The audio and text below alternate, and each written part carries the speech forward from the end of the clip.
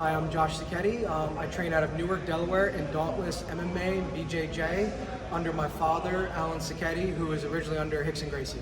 Nice. So as far as I could scroll back on your Instagram, you have had a black belt wrapped around your waist. How long have you been training jiu-jitsu? I did jiu-jitsu about 3 years old, and it was on and off until about 14, 15, I started noticing girls. So I was like, I'm not too good at other sports, but I seem to be really good at wrapping my legs around other dudes. And so I guess that's what did it? Yep, made it happen. And I started winning competitions around 15, 16, and just kind of went with it from there. Nice. So now this rash guard, hold that up real quick. Absolutely, yep. I feel like you're always in this rash guard. Again, scrolling through your Instagram, you're in this all the time, competing Two reasons. in the gym. I have a shit ton of credit card bills, so I can't afford a new rash guard. So this rash guard's been with me for almost 10 years.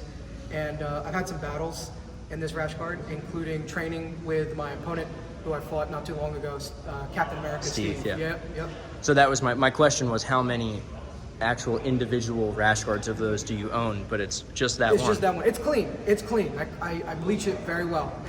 And never had like a MRSA or ringworm outbreak with it. That's good. Yes. Yep. Now, your bio says dark humor is a must with me. Absolutely. And I said this in the DM. You got to give me like a dark humor joke off the top.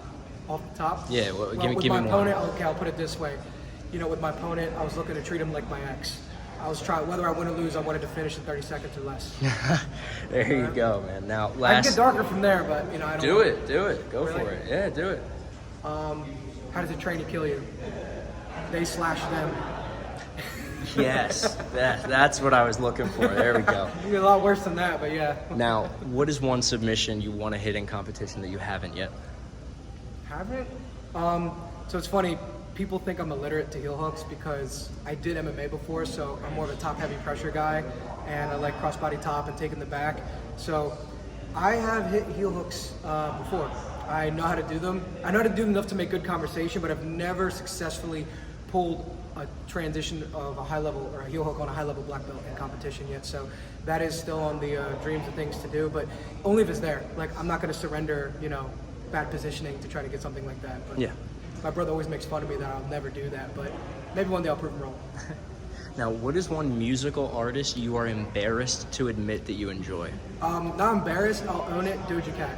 There we go. Are you kidding me? Yeah, right. So when I go out to the clubs, they gotta have Doja Cat on, or I can't do my white girl poses or anything like that when I'm out with the guys. Show me a white girl pose. They just with the hair. Oh man, there we go. That. Yeah, something like that. When you do jiu-jitsu, you give a shit what people think about you. Yeah. What are you gonna do? Fight me? You have a problem? And just one final message to your friends, family, fans. I'm just happy to be here. I have severe pre-fight competition anxiety. So for me, a lot of times it's not even like winning or losing at these events. It's more like just beating the fear. Coming in here just saying, hey, I showed up, I did it. Sometimes it doesn't go your way. No disrespect to my last opponent, but I knew I was way better than my performance last time. I shit the bed because it's not an excuse, but I was incredibly nervous, and that happens. Sometimes you get in there and you just freeze, but I know I'm way better than that. And even though it was kind of a little controversial, like, it showed tonight. With my performance, it wasn't the outcome that I wanted and planned and intend for, but it wasn't like he was in a winning position and he fell off and attacked. He went for a snap down into some kind of heel hook transition, whether it was an ashi or just some kind of heel hook transition. And I countered it and I dropped my shoulder right into the proper position in crossbody.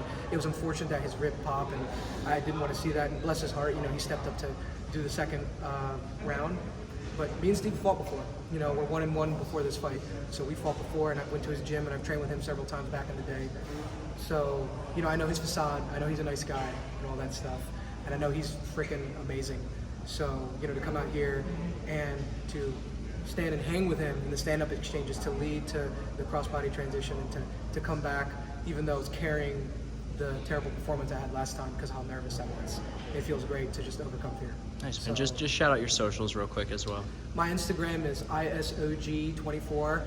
My first one got hacked, so I don't add the _2.0. And then I don't have a Twitter. I do have a Facebook at Josh Sachetti. JOSHUA SACHETTI. The H is silent. Sachetti. That's it. Twitter and Insta and Facebook. Sounds good, man. Thank you very much.